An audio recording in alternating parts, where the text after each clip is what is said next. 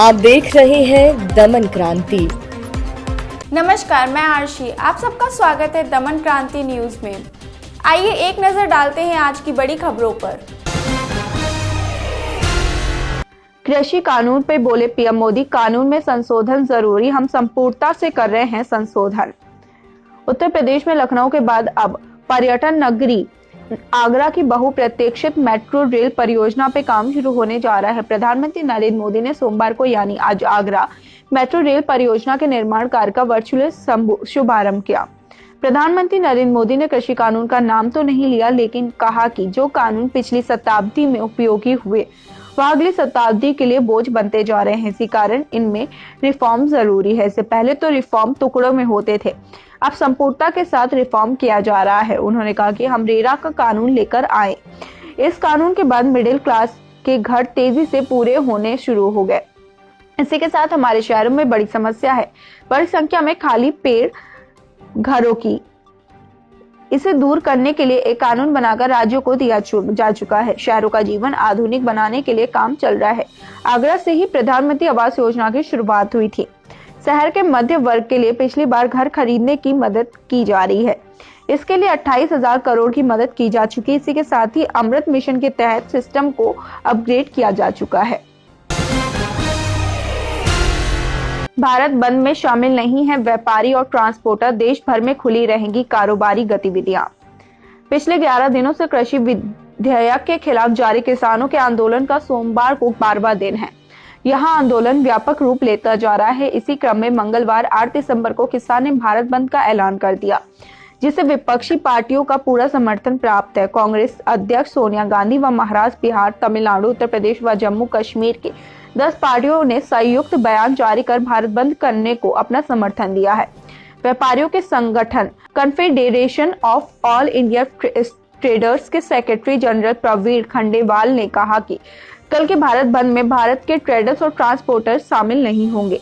हमें जारी वार्ता प्रक्रिया पर पूरा भरोसा है। उन्होंने कहा कि किसान की औरत से भारत बंद के मामले में हमसे किसी तरह का समर्थन नहीं मांगा गया। ऐसे में जब केंद्र व किसान नेताओं की वार्ता चल रही है तो बंद का कोई औचित्य नहीं है। उन्होंने आगे कहा कि किसानों के साथ व्यापारी एवं ट्रांसपोर्टरों की सहानुभूति है, क्योंकि वे देश की अर्थव्यवस्था का अहम हिस्सा है। लेकिन हमें भरोसा है कि सरकार और किसान नेताओं के बीच जारी वार्ता का सकारात्मक परिणाम आएगा। कोरोना वैक्सीन लगवाने के बाद भी मास्क पहनना और शारीरिक दूरी बनाए रखना है बेहद जरूरी। ऑक्सफोर्ड और एस्ट्राजेनेका कंपनी के साथ मिलकर सीरम इंस्टीट्यूट कोविशील्ड नामक वैक्सीन तैयार करी है। इसके अलावा बायोटेक द्वारा भी स्वदेशी वैक्सीन बनाई जा रही है। परीक्षण खत्म होने के बाद कंपनियों को केंद्र औषधि मानक नियंत्रण संगठन के सामने रिपोर्ट पेश करनी होगी। वे रिस्क बेनिफिट का आकलन करेंगे। मॉडर्ना और फाइजर द्वारा तैयार की जा रही वैक्सीन के अधिकांश ट्रायल विदेश में ही हो रहे हैं।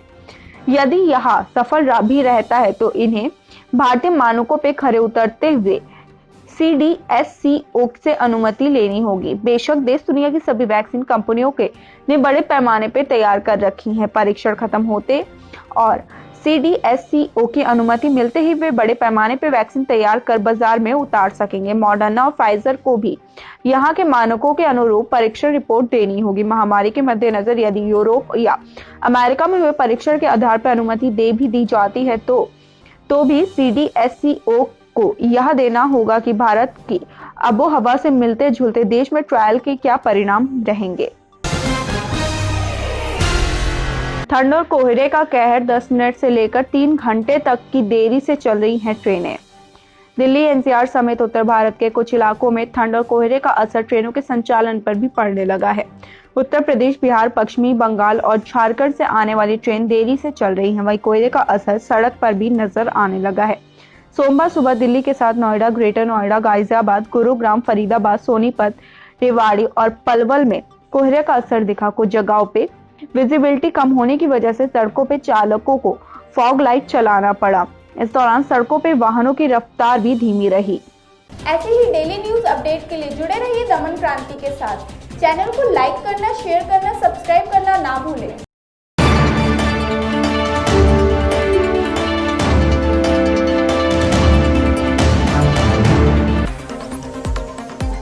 आप देख रहे हैं दमन क्रांति।